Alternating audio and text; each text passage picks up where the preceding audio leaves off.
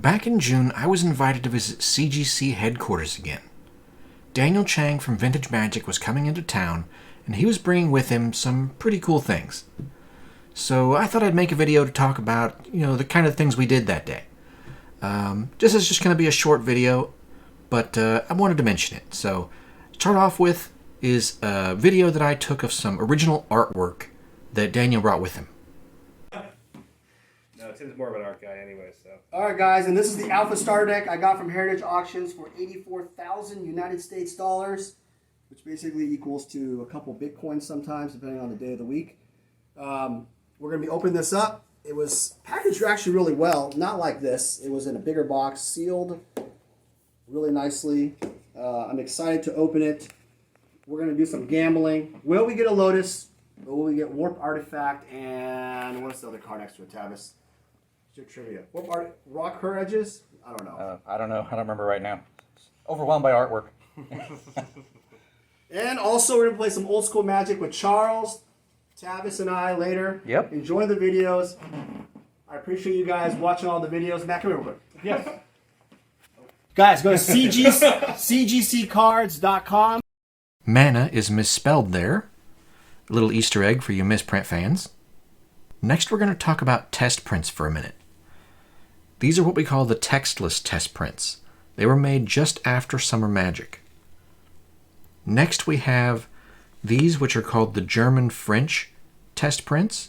This one, and this one are all from that set. These were made when German Black Border was being made, just before German Black Border. And then third, we have test printing test prints. These came later on. So I'd like to get a little close-up on these German ones here. So this is a Waldfine, which is a Scrib Sprites card. I collect Scrib Sprites. But you might notice that it has the artwork of Mesa Pegasus. So the background image, like this textless one over here, is one card, and all of the text, the words, they get layered on top, and they're from a different card. So the reason it's called German French is because all of it is in German except for the copyright line, which is French. So over here we have a Grizzly Bears, Samite Healer, and an Unholy Strength Blue Elemental Blast. Only 12 of those test printing test prints are known to exist. Plains, Forest, Ironroot Treefolk, Fire Breathing, Mountain, Pestilence, Raised Dead, 2 Swamps with the same artwork, Island, Phantasmal Terrain, and Spellblast. So that Pestilence there is the only one known in the world. However, there is also this sealed deck, which has a Holy Armor test printing test print as the top card. No one's really sure what the other cards in the deck are, but I've theorized, and said so publicly, that I believe the rest of those cards are also test printing test prints. I believe there's 25 different cards in the series, and that there's a pretty good chance of finding them inside that deck. I've personally been looking for the Samite Healer and the Blue Elemental Blast, and I've been looking for them for years, and I haven't found them or any trace of them. No rumors, nothing. Just this deck. So my best chance of finding those 2 cards have been sealed right there in that deck. And I was lucky enough to be invited to open the deck myself. That's right, Daniel invited me down to open the deck myself. It was just amazing. I couldn't believe it, but there was no way I was going to say no, right? So we recorded the whole thing at CGC Headquarters right there. They recorded me doing it too.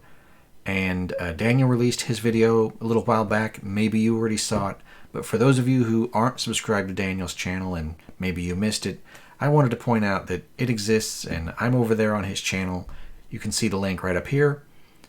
And definitely check that out. It was a great time and there's some awesome stuff to see inside that sealed deck. The next thing I wanted to show you was this other sealed test deck. Now the cards inside here aren't really test prints. They're Italian Legends cards, or at least the top card is. As with the test prints, I believe that the cards inside are going to be all Italian uncommon cards. When I say all, I don't mean the whole set. I mean that everything in this deck, I believe, will be Italian Legends uncommons. Because that top card there, Tolaria, is an Italian Legends uncommon. And the Wizards of the Coast employee told me that's kind of the way things worked. So I don't have any reason to disbelieve them. These cards are wrapped in a clear cellophane wrapper, and there's an instruction book inside. It looks like it's a 4th edition instruction book, which is about the right time for Italian Legends.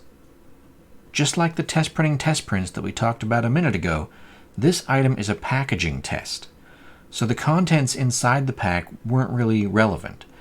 It's all about the packaging.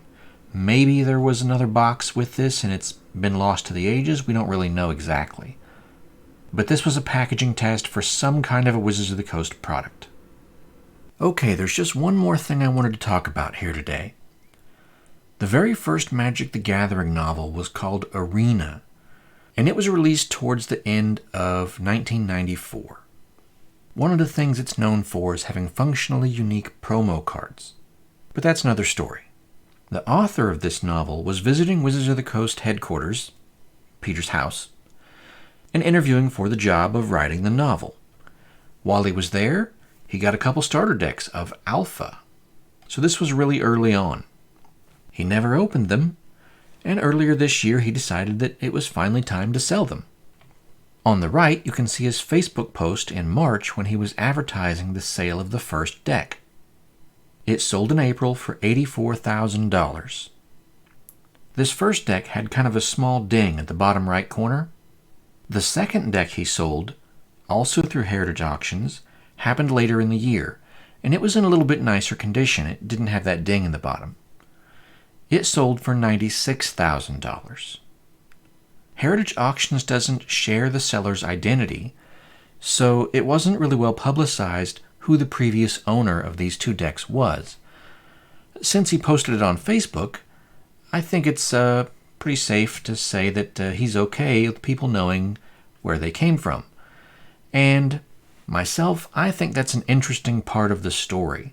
I think it's neat that they have that provenance that goes from Wizards of the Coast headquarters, practically on day one when Magic first existed, to someone who wrote the first novel, and then from there through Heritage Auctions to the two new owners. I think that's a great story. I kind of wish Heritage would share stuff like that, but I also understand why they don't. But since they didn't mention it, and no one else really knows a lot about it necessarily, I wanted to make sure that story was out here. That first deck, which sold in April, was purchased by Daniel from Vintage Magic, and he brought it with him to CGC to open on the day that we opened the test print deck. So that was a lot of fun. He let Matt from CGC open it, and if you want to watch that video, you can check it out on his channel right up here. And that's it for today. So check out those other videos, especially that test print video where I open the test prints. I could just watch that all day. But that's it. I'll catch you all next time. Talk to you later.